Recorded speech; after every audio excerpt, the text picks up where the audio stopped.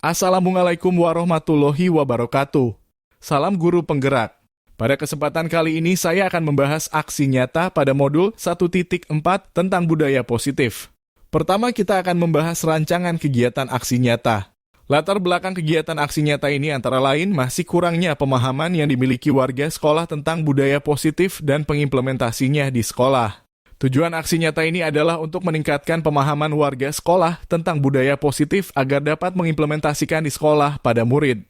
Indikator atau tolok ukur keberhasilan kegiatan aksi nyata ini antara lain. 1. Terlaksananya diseminasi tentang budaya positif di sekolah. 2. Warga sekolah mendapat wawasan baru tentang budaya positif. 3. Guru dan tenaga pendidikan di sekolah dapat mengimplementasikan budaya positif. 4. Murid bersama guru membuat keyakinan kelas masing-masing. Terakhir, murid dapat memunculkan motivasi dari dalam diri. Lini masa atau runtutan kegiatan pada aksi nyata. Pertama, saya akan berkomunikasi dengan kepala sekolah bahwa akan melakukan diseminasi budaya positif di sekolah. Kedua, saya akan membuat rancangan materi diseminasi. Ketiga, saya akan mempersiapkan tempat dan peralatan untuk diseminasi. Keempat, saya akan melaksanakan diseminasi dengan seluruh warga sekolah. Kelima, tindak lanjut dari diseminasi sebelumnya, saya akan berkolaborasi dengan guru kelas agar masing-masing guru kelas membuat keyakinan kelas di kelas masing-masing. Keenam, saya akan melakukan refleksi dengan angket kepada seluruh warga sekolah guna mengukur keberhasilan diseminasi dan tindak lanjut. Dukungan yang dibutuhkan pada aksi nyata. Dukungan kepala sekolah. Saya akan berdiskusi dan mengkomunikasikan kepada kepala sekolah untuk meminta izin dan dukungan serta masukan berhubungan dengan akan diadakannya diseminasi budaya positif. Dukungan rekan guru. Saya akan berkolaborasi kepada untuk mempersiapkan ruangan dan peralatan kegiatan diseminasi.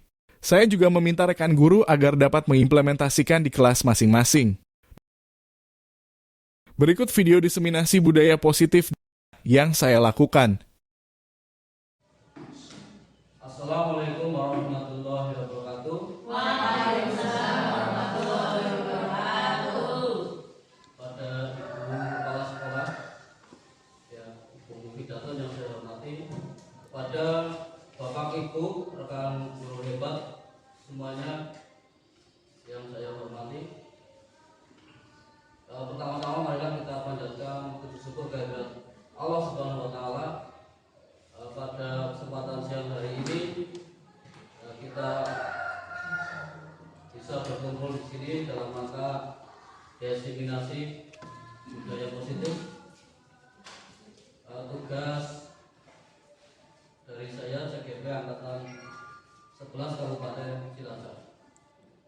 Selawat serta salam mari kita tujukan kepada junjungan kita Nabi Muhammad SAW.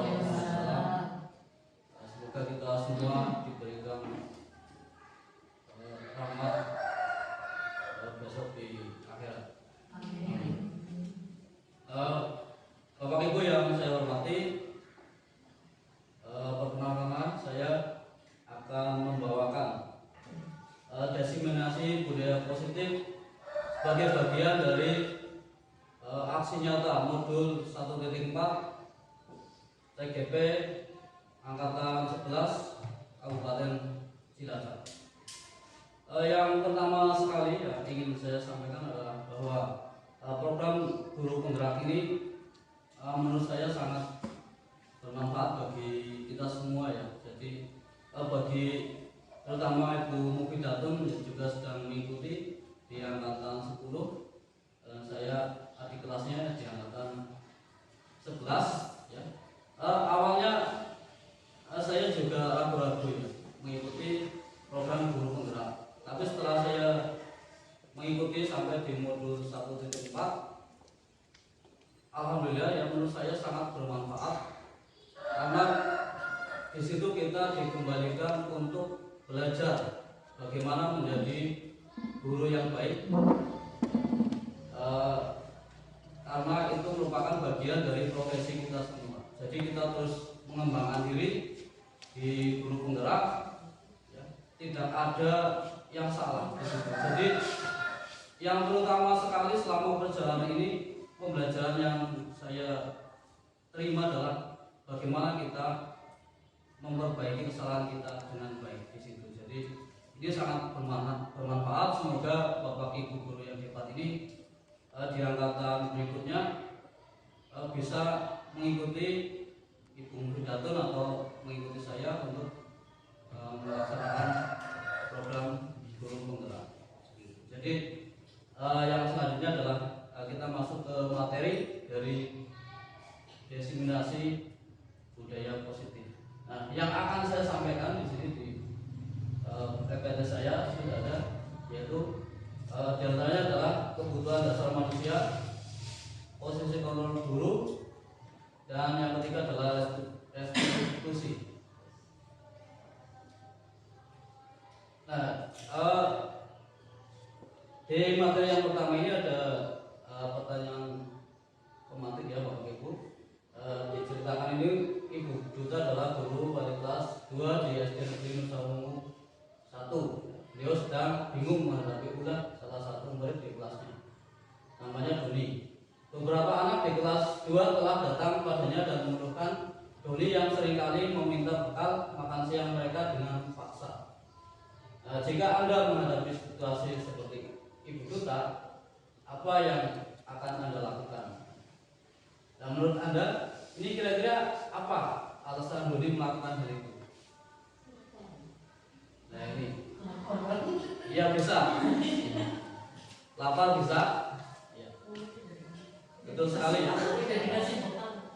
Nah, lapar ini adalah salah satu kebutuhan dasar dari manusia, bahwa manusia itu butuh bertahan hidup. Ya, jadi dia lapar, dia meminta kepada temannya. Ini Doni sudah membutuhkan kebutuhan dasarnya untuk bertahan hidup, jadi dia minta paksa terhadap temannya. Nah, hal ini perlu kita sadari bahwa salah satu kebutuhan dasar dari manusia itu adalah bertahan hidup tadi.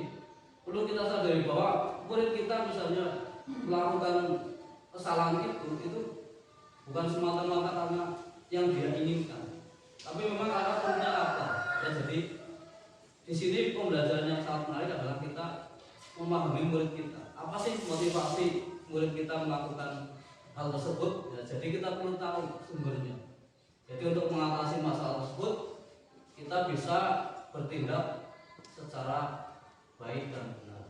Untuk lebih jelasnya, mari kita simak video berikut tentang kebutuhan dasar manusia.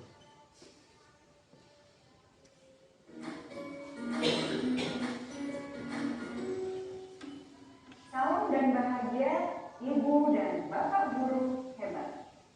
Untuk membangun budaya sekolah yang positif dengan lingkungan yang aman dan mendukung murid untuk menjadi pribadi yang berdaya, seimbang, dan bahagia, salah satu upaya yang dapat dilakukan oleh guru adalah memahami kebutuhan dasar yang mendasari perilaku murid.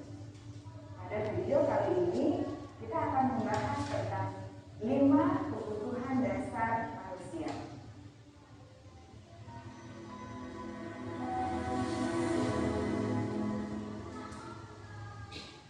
Di hadiah dewasa, dalam salah satu kutipannya menyatakan, kita ambil contoh perbandingannya dengan hidup tumbuh-tumbuhan.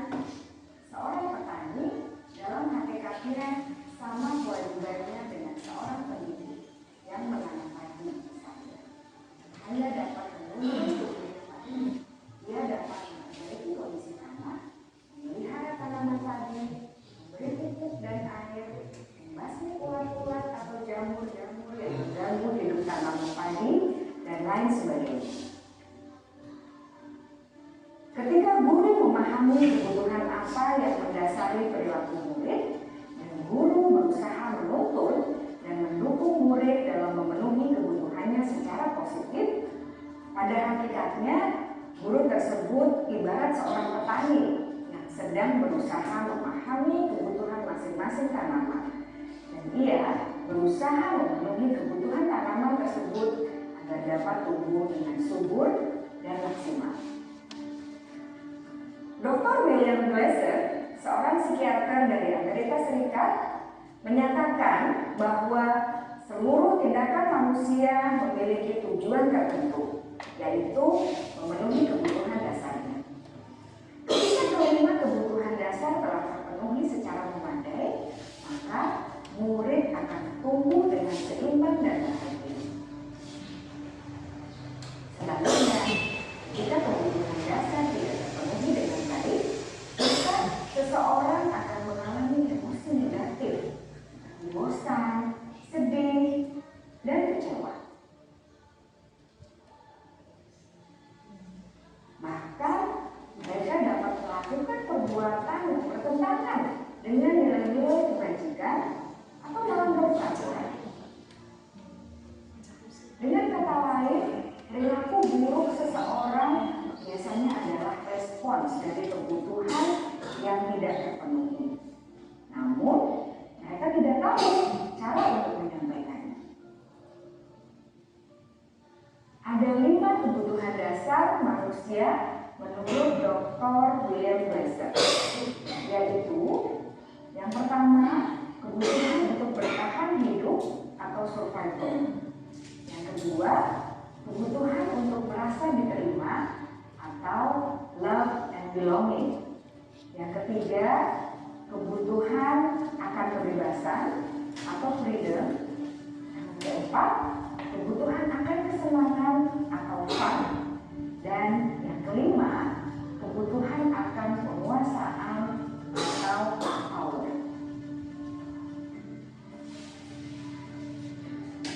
Kebutuhan dasar yang pertama adalah kebutuhan yang bersifat fisiologis untuk bertahan hidup atau survival. Misalnya, kesehatan, rumah, dan makanan. Kebutuhan biologis sebagai bagian dari proses reproduksi termasuk kebutuhan untuk tetap bertahan hidup. Kebutuhan untuk merasa aman juga termasuk dalam kebutuhan ini.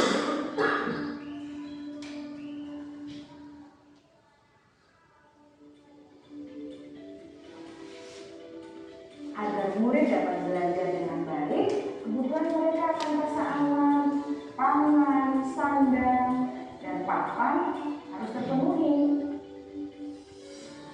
Bagaimana mungkin mereka dapat belajar dengan baik bila mereka datang ke sekolah dengan perut yang lapar atau bila rumah mereka kebanjiran?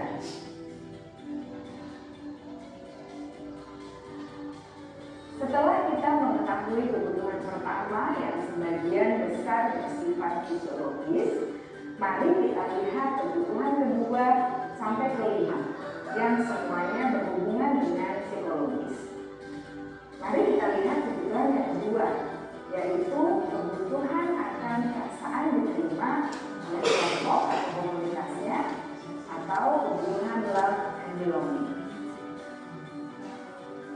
Kebutuhan ini meliputi keinginan untuk tetap terhubung dengan orang lain seperti teman, keluarga, teman kerja, dan kelompok di mana kita tergabung. Setiap murid ingin menjadi bagian yang berharga dari kelas dan juga sekolah. Mereka juga ingin diterima oleh orang lain dan kelompoknya. Bahkan, murid yang terlihat paling cuek pun jauh di dasar hatinya pasti ingin merasa diterima. Sebagai guru, seharusnya kita dapat menerima murid kita apa adanya, sesuai dengan kodratnya. Karena setiap murid adalah unik. Mereka memiliki kekuatannya masing-masing, sehingga guru seharusnya bisa menciptakan kesempatan untuk murid berkolaborasi dan memiliki ikatan emosi satu sama lain. Murid-murid yang memiliki kebutuhan yang besar untuk merasa diterima, biasanya mereka belajar karena suka pada gurunya. Dan mereka juga suka bekerja dalam kelompok. Kebutuhan yang ketiga adalah kebutuhan akan kebebasan atau kebutuhan membuat pilihan. Murid harus diberi kesempatan untuk membuat pilihan dan bertanggung jawab atas pilihan yang mereka telah ambil. Memberi mereka kebebasan bukan berarti membiarkan mereka melakukan apa saja yang mereka mau, melainkan lebih memberi mereka kesempatan untuk membuat pilihan, menyuarakan pendapat mereka dengan percaya diri, dan memberi mereka kesempatan untuk mencoba hal-hal yang baru. Pembelajaran dengan metode yang beragam dan menarik juga akan memenuhi kebutuhan murid tentang kebebasan ini. Pembelajaran berdiferensiasi, di mana guru menyediakan beberapa jenis tugas yang bisa dipilih oleh murid sesuai dengan mereka, sangat baik untuk mengembangkan murid menjadi lebih mandiri dan memiliki motivasi internal. Karena kebutuhan akan kebebasan pada dasarnya adalah kebutuhan untuk mandiri, memiliki otonomi, memiliki pilihan, dan mampu mengendalikan arah hidupnya sendiri.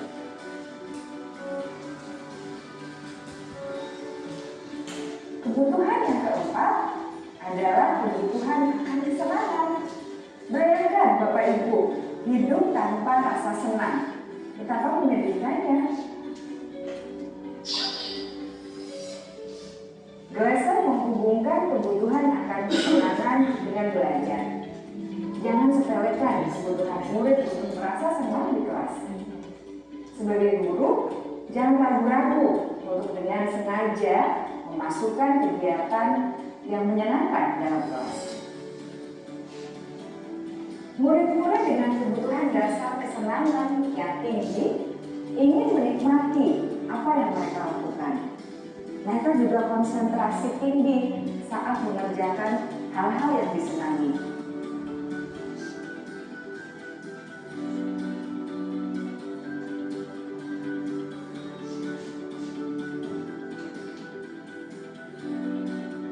Kebutuhan yang kelima adalah kebutuhan akan penguasaan. Setiap murid memiliki kebutuhan untuk merasa kompeten, menjadi terampil, diakui pencapaian dan keterampilannya,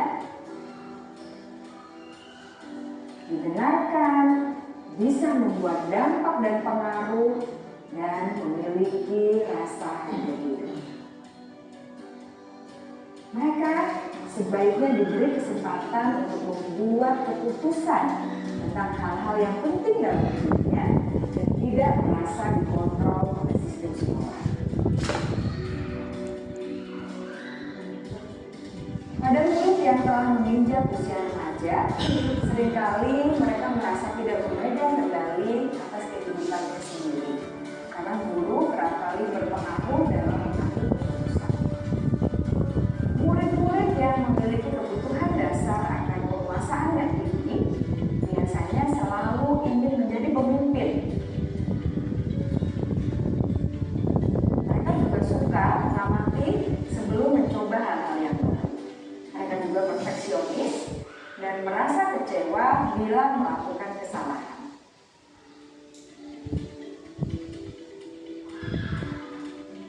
Ibu dan Bapak guru sangatlah penting bagi kita untuk mengetahui kebutuhan dasar murid-murid agar kita memahami alasan dibalik sikap dan tingkah laku. Bila murid berperilaku buruk atau melanggar peraturan sehingga tindakannya tidak sesuai dengan nilai-nilai kebajikan, maka guru harus mencari tahu alasan yang mendasari tindakan tersebut dan kebutuhan apa yang belum terpenuhi. Melalui percakapan dengan guru dalam pendekatan disiplin positif, murid dapat diajak bersikap efektif dalam mengenali kebutuhan-kebutuhan yang berusaha mereka penuhi dan mendasari tindakan mereka. Jika menyampaikan perilaku buruk murid, maka perilaku tersebut akan berpengaruh pada suasana kelas yang kurang kondusif dan akan berpengaruh pada tujuan dari pendidikan itu sendiri. Ibu, Bapak guru hebat hebat? Mari kita menjadi guru yang lebih baik dengan memahami kebutuhan dasar murid-murid kita dan senantiasa membimbing mereka untuk menjadi pribadi yang berdaya, seimbang, dan bahagia. Salam dan bahagia, Ibu dan Bapak Guru hebat.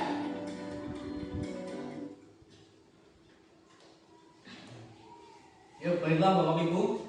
Tadi video penjelasan tentang kebutuhan dasar manusia itu sudah sangat jelas ya. Tapi yang akan saya tekankan di sini adalah bahwa sekolah kita SD Negeri Nusa Ungu 4 itu wali murid itu banyak sekali yang bekerja di luar negeri. Artinya yang menurut saya yang perlu kita tekankan adalah bahwa kebutuhan dasar yang belum terpenuhi adalah salah satunya cinta dan kasih sayang itu tadi. Jadi kita sebagai guru harus memahami ketika ada murid kita ya, yang membutuhkan karena di rumah itu tidak terpenuhinya kasih sayang dari orang tuanya karena bekerja di luar negeri.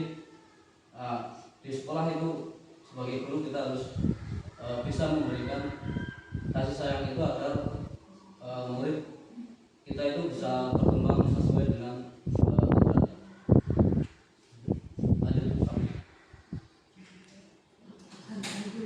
ya. Ini tadi sudah jelas ya kebutuhan bertahan hidup seperti ilustrasi cerita Doni tadi ya. Lanjut Pak. Ya, kasih sayang tadi yang saya jelaskan bahwa di lingkungan kita itu banyak sekali wali murid yang bekerja di luar negeri ya. Lanjut Pak. Penguasaan ini adalah kebutuhan berhubungan dengan kekuatan seseorang untuk mencapai sesuatu, menjadi kompeten, terampil, memimpin, berprestasi, diakui dan didengar. Kebutuhan ini meliputi harga diri, keinginan, dianggap dan meninggalkan pengaruh. Nah, untuk kegiatan ini sebenarnya anak-anak yang belum menguasai juga sebenarnya ingin dihargai ya. Jadi kadang-kadang kalau kita memberikan penghargaan yang terlalu kepada anak yang sudah menguasai, kadang-kadang juga menjadi masalah bagi anak-anak yang belum menguasai.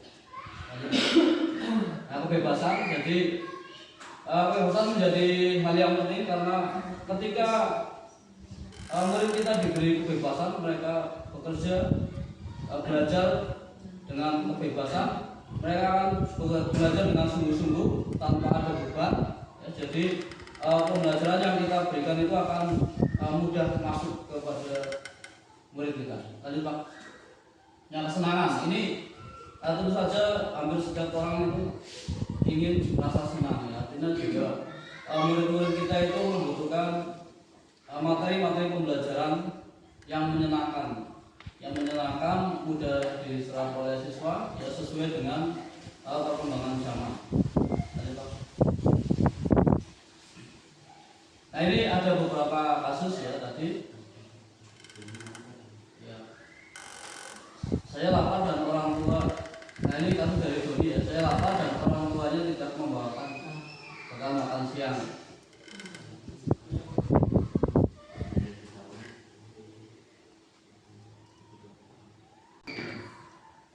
Terus yang kedua, saya mengambil bekal teman karena saya merasa senang. Nah, ini contoh kasus dari Doni ini adalah kebutuhan kesenangan. Iya. Jadi ini adalah Doni membutuhkan kesenangan. Yang ketiga, saya merasa hebat karena temanku jadi ikut takut dengan saya dan menuruti keinginan. Dia termasuk kebutuhan dasar penguasaan. Yang keempat, saya ingin mencoba makanan teman-teman yang beraneka ragam karena merasa bosan dengan bekal makanan yang dibawakan ibu saya. Ini termasuk kebutuhan dasar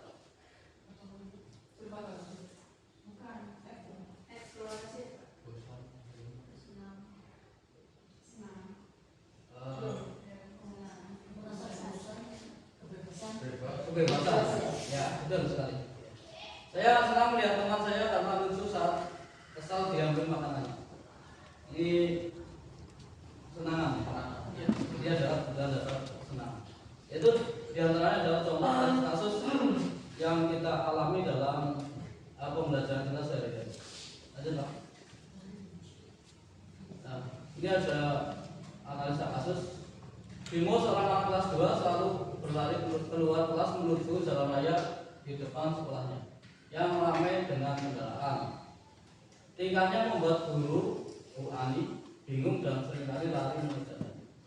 Ada beberapa kemungkinan jawaban yang diberikan Bimo. Jika jawaban Bimo, aku senang main kejar-kejaran dengan ibu guru. Seru. Ini kebutuhan apa yang kebutuhan dasar apa ya? Kesenangan. Ya betul.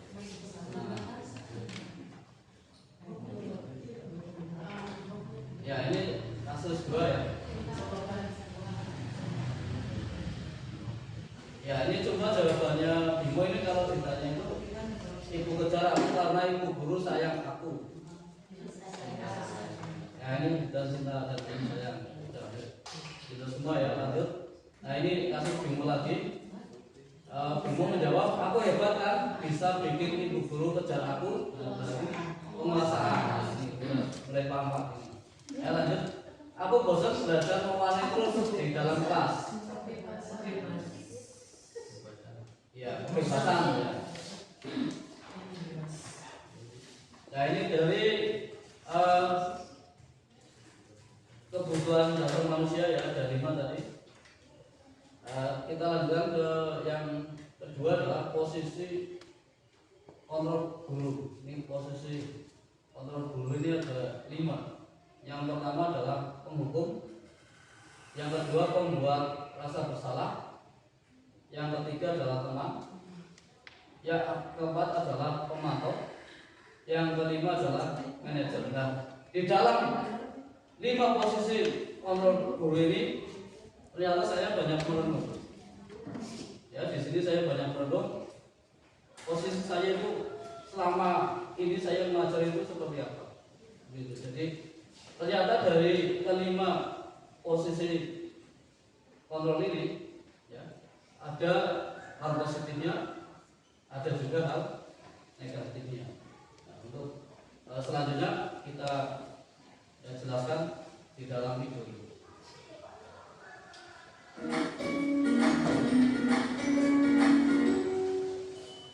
Salam bahagia Ibu dan Bapak Guru hebat.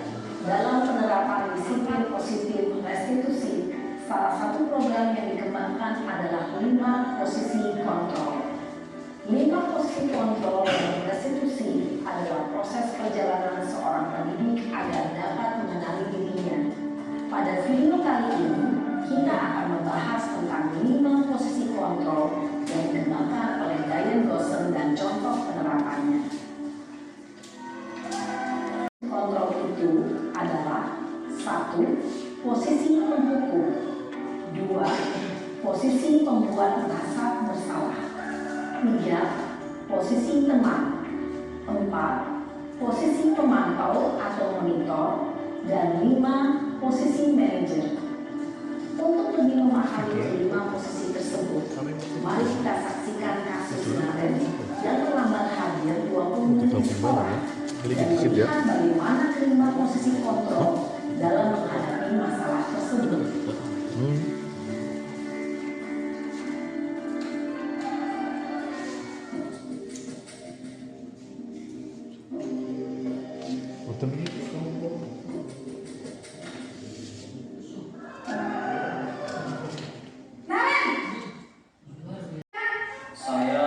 Dasar pemalas, gak kapok-kapok sih kamu.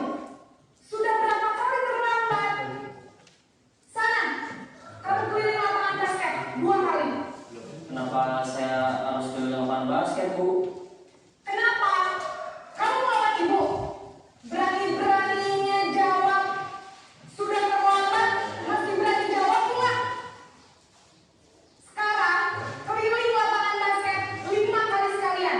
Biar kapok. Cepat. Pergi sana ke lapangan basket. Posisi penghukum biasanya berbicara dengan nada tinggi, menghardik, menunjuk-nunjuk, menyakiti, dan menyindir. Hukuman bisa berupa fisik maupun psikis. Ibu dan Bapak Guru hebat, dampak yang terjadi pada murid ketika guru berada pada posisi penghukum adalah murid murid cenderung akan memberontak, bahkan menyimpan dendam.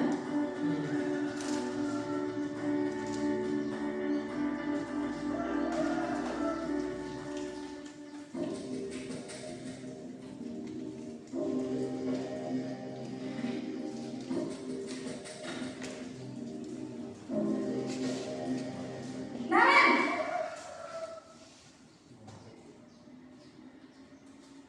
Selamat pagi, Bu.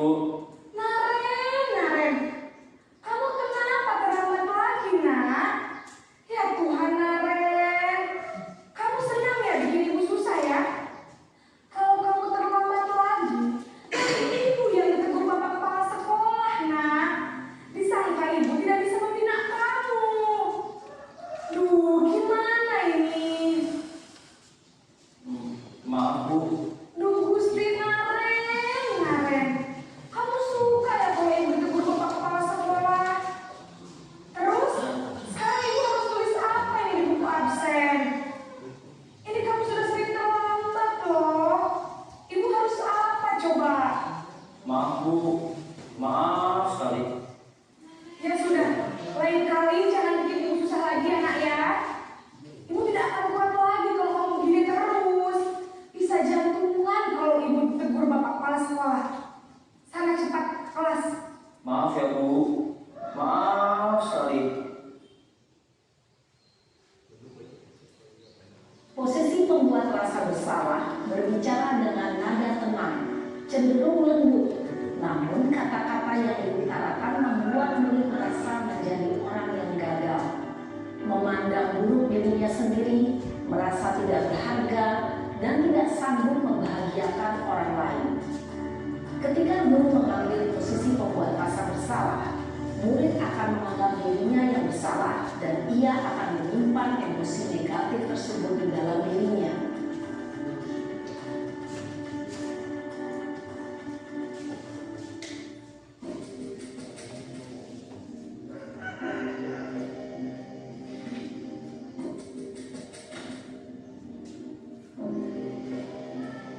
Naren,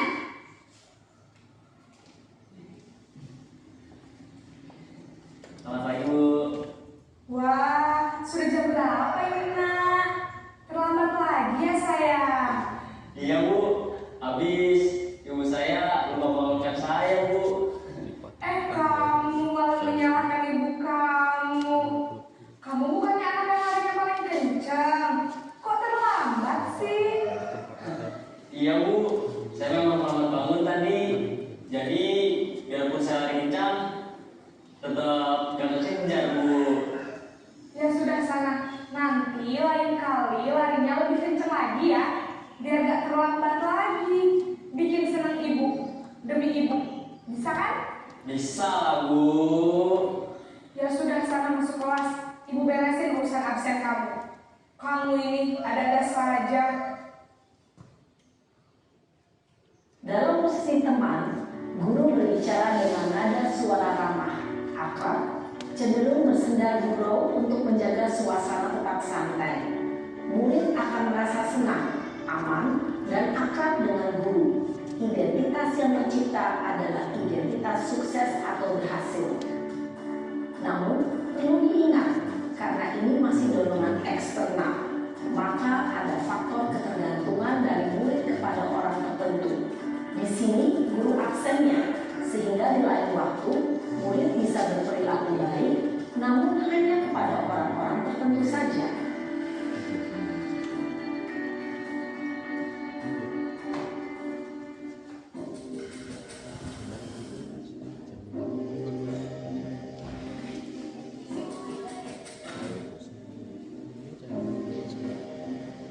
Naren,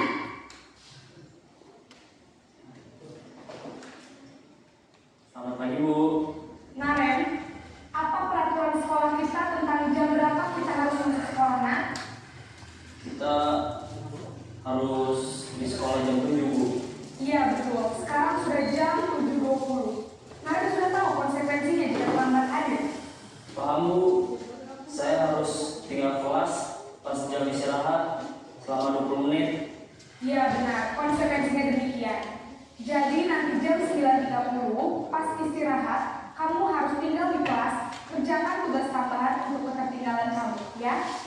Baik Bu. Posisi pemantau mengandalkan penghitungan atau data untuk mengontrol. Guru mengarahkan murid berdasarkan peraturan dan konsekuensi. Seorang pemantau menunjukkan bahasa tubuh dan ekspresi wajah yang menatang dan cenderung formal.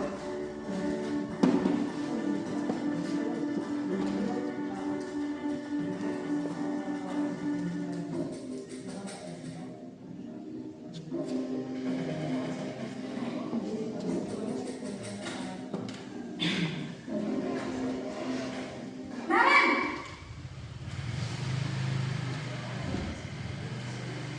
Selamat pagi Bu. selamat pagi Naren. Maaf Bu, saya terlambat.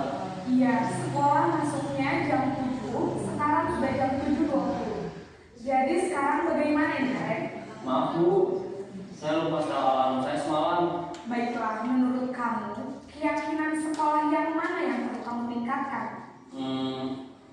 Menghargai diri sendiri dan orang lain mungkin ya Bu. Setuju. Jadi, apakah Naren meyakini prinsip saling menghormati tersebut? Iya Bu, saya meyakininya. Apakah Naren bersedia memperbaiki masalah keterlambatan ini? Bersedia Bu. Bagaimana kamu akan memperbaiki masalah keterlambatan ini? Saya akan coba untuk tidak lupa menyetel alarm saya Bu. Baik, kalau Naren lupa menyetel alarm di rumah, ada orang yang kira-kira bisa bantu mengingatkan tidak? Ada Bu, kakak saya, Kak Emma. Ada lagi selain Kak Emma? Selain Kak Emma, ada ibu saya. Baik, jadi yang mengingatkan Naren adalah Kak Emma dan ibu kamu ya? Kira-kira akan mulai setel alarm kapan nih Naren? Setelah pulang sekolah, akan segera saya lakukan. Baik, jadi Naren akan setel alarm untuk bangun besok pagi dan akan diingatkan oleh kakak dan ibu dan Naren ya.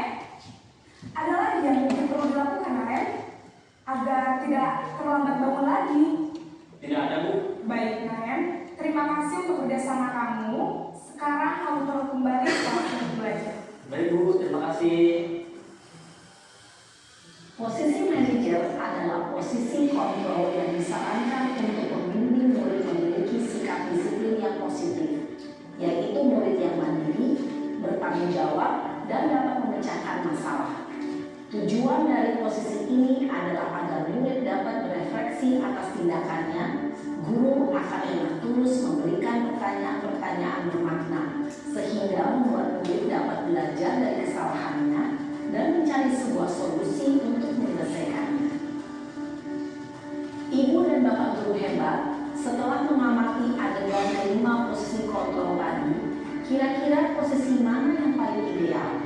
Posisi mana yang dapat menunjang motivasi prinsip murid? Ya, tentu posisi manajer.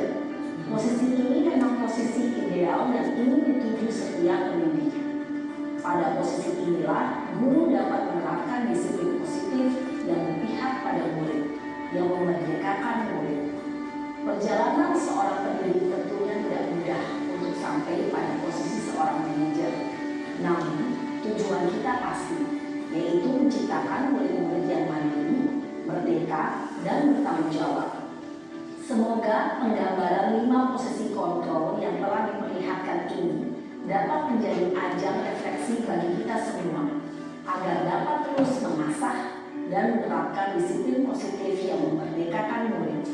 Mari terus berlatih dan bersemangat. Selamat menerapkan. Salam dan bahagia Ibu dan Bapak Guru hebat.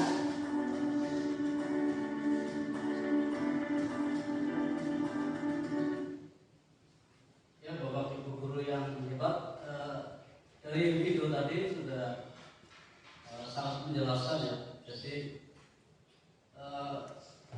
setelah belajar tentang 5 posisi kontrol, tentu saya lebih banyak refleksi ya. Selama ini saya itu jadi guru yang memiliki peran kontrol seperti apa.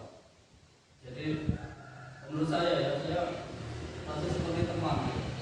Menurut saya teman itu yang terbaik. Ternyata di sini ada dampak negatifnya. Jadi anak cenderung tidak mandiri.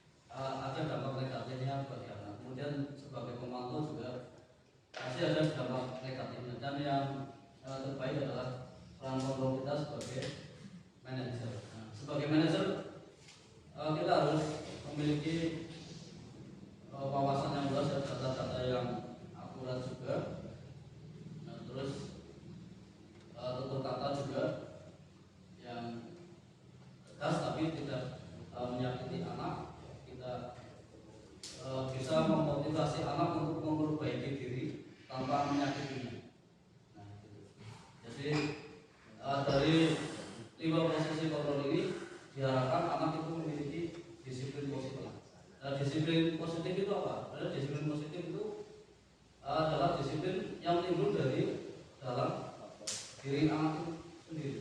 Jadi tidak ada paksaan karena aturan tidak, tapi memang sebagai manusia memang kita harus memiliki disiplin positif itu. Jadi kesadaran diri itu yang penting. Ini yang ditekankan oleh Ki Hajar Dewantoro untuk manusia-manusia Indonesia itu agar menjadi manusia yang merdeka. Itu salah satu. Jadi manusia merdeka itu adalah manusia yang dapat mengatur dirinya sendiri, dapat mengontrol dirinya sendiri.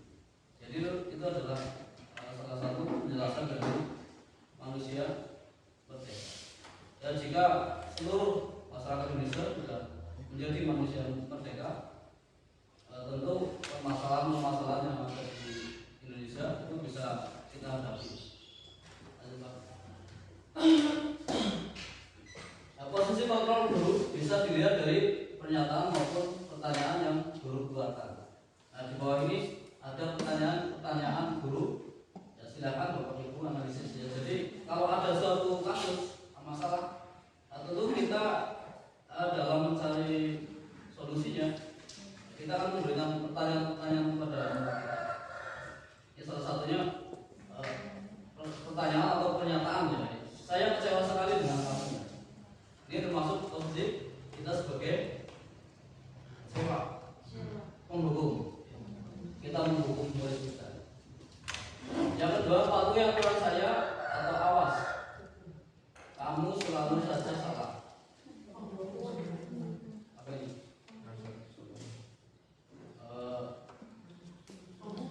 Menghukum masih ya? Iya, menghukum betul. Yang ketiga ini, ayo bantulah demi Bapak. Ayo ingatkan tidak bantuan Bapak sama ini. Ini membuat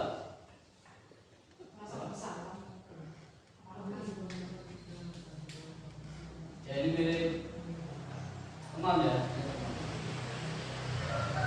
Terus lanjut, peraturannya apa? Apa yang telah kamu lakukan, sanksi atau konsekuensinya? Ini sebagai pemantau. Yang kelima, apa yang kita yakini dikembalikan ke keyakinan kelas seperti yang sudah kita buat dari awal. Apakah kamu meyakininya? Jadi dimotivasi lagi tentang keyakinan kelas. Nah, jika kamu meyakininya, apakah kamu bersedia memperbaikinya? Disadarkan murid kita untuk memperbaiki kesalahan dengan kesadarannya dia sendiri. Jika kamu memperbaiki hal ini menunjukkan apa tentang diri kamu. Jadi murid kita diberitahu kalau kita melakukan hal ini dampaknya apa bagi kamu. Terus juga rencananya ke depan dalam memperbaiki diri itu apa yang akan dilakukan. Seperti di video tadi dicontohkan, bangun siang ada enggak yang diminta bantuan untuk mengingatkan supaya bangun siang ini? Bangun pagi ya, ada kakaknya, ada ibunya. Nah itu, ini rencana ke depannya. Jadi anak memiliki visi supaya besok saya bisa datang sekolah tepat waktu. Ini salah satu tujuan dari manajer. Nah, untuk mengatasi masalah-masalah yang terjadi di dunia pendidikan ya, di sekolah kita menggunakan segitiga restitusi. Nah, apa sih itu segitiga restitusi? Ya, segitiga restitusi adalah proses menciptakan kondisi bagi murid untuk memperbaiki kesalahan mereka sehingga mereka bisa kembali pada kelompok mereka dengan karakter yang lebih kuat. Atau restitusi juga adalah proses kolaboratif yang mengajarkan murid untuk mencari solusi dari masalah ya, dan membantu murid berpikir tentang orang seperti apa yang mereka inginkan dan bagaimana mereka harus memperlakukan.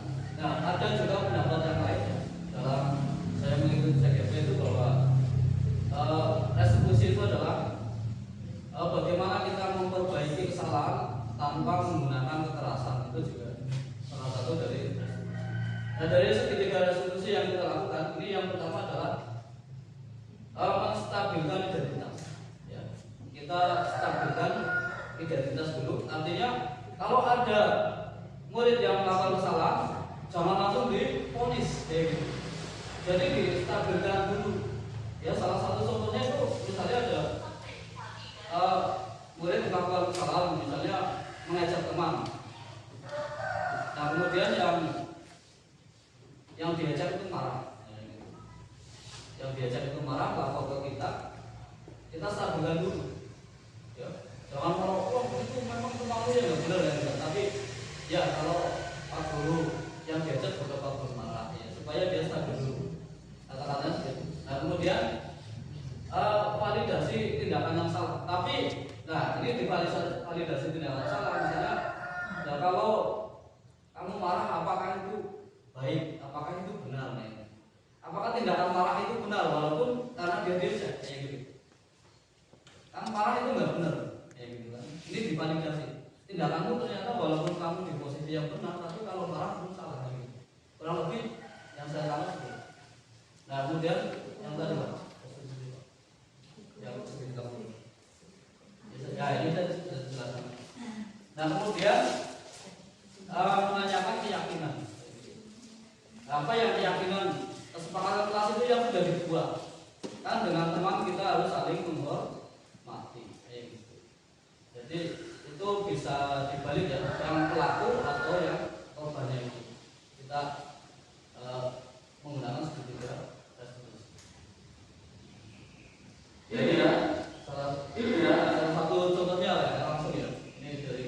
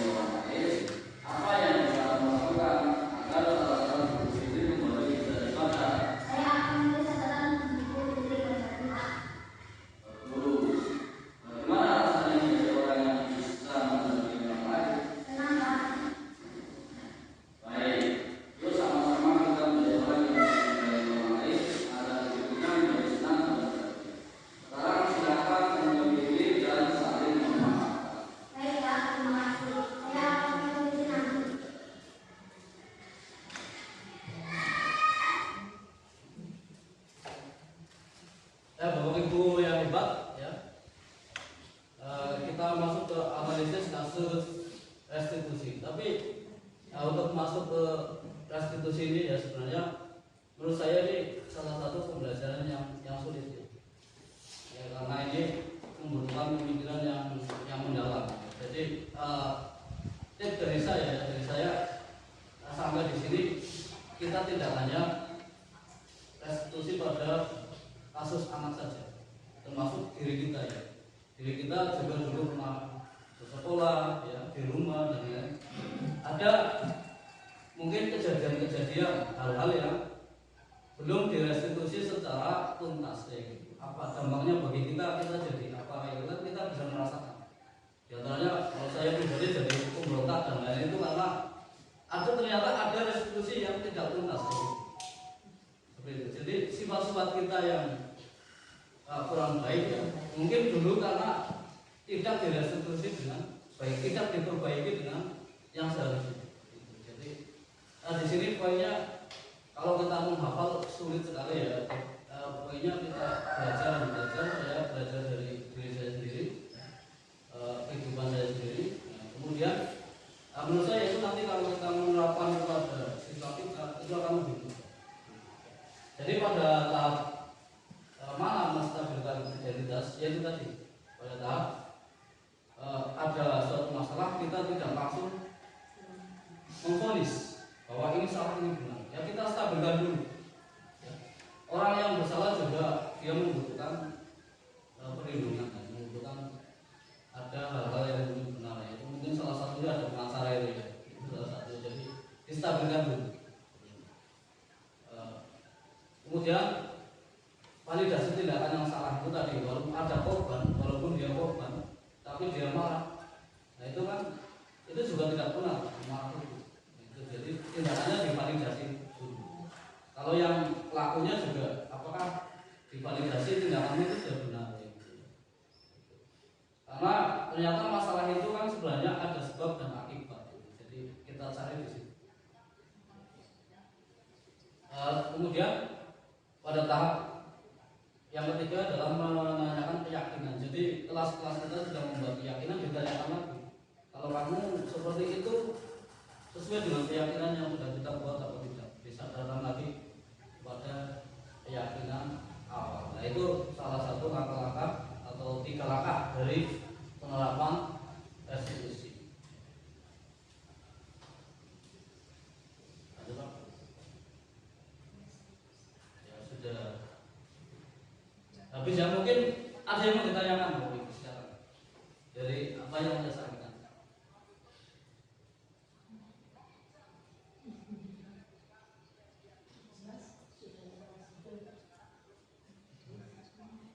Ya, kalau sudah jelas ya, jadi kita refleksi. Jadi budaya positif itu adalah penerapan nilai-nilai kebajikan di sekolah. Dan nilai kebajikan itu adalah nilai yang baik. Yang baik apa di sekolah kita yang sudah ada itu ditingkatkan, dan nilai-nilai kebajikan yang belum ada mari kita buat bersama-sama.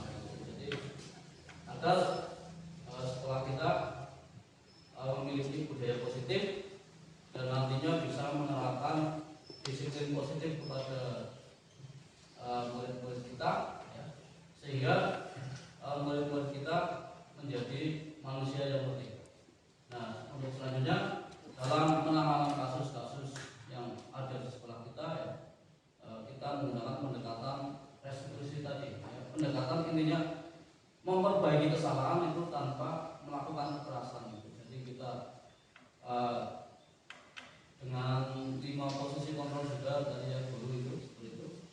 Restitusi itu tadi kita ada 3 langkahnya. Seperti tadi yang saya jelaskan. Semoga ke depan dengan adanya ini kita berbagi hal baik di sini. Besok ada lagi guru penggerak yang lain dari Bapak Ibu yang mengikuti kegiatan ini, sehingga kedepannya sekolah kita akan menjadi sekolah yang semakin maju, semakin berkarakter ya, sesuai dengan visi misi yang sudah kita revisi ya Bu ya. Jadi ya sesuai dengan visi misi yang kita revisi, bisa mewujudkan visi misi sekolah kita, sehingga kita memiliki kepuasan tersendiri ya, kita memiliki rasa kepuasan tersendiri sebagai pendidik ya, dihargai oleh masyarakat ya, umumnya, dan kita memiliki kepuasan batin terhadap diri kita sebagai seorang guru. Itu sangat penting menurut saya di situ. Jadi kita ikhlas dulu lah ya, ikhlas dulu untuk